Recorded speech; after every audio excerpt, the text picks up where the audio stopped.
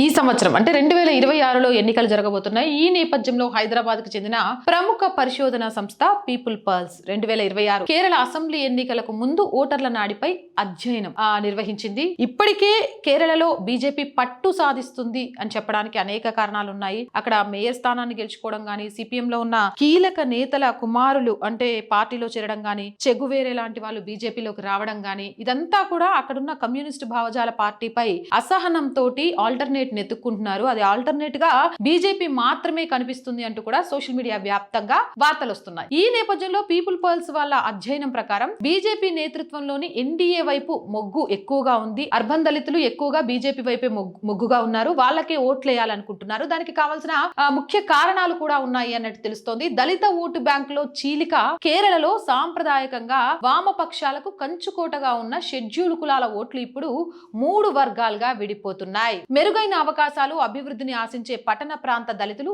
NDA వైపు మల్లుతున్నారు.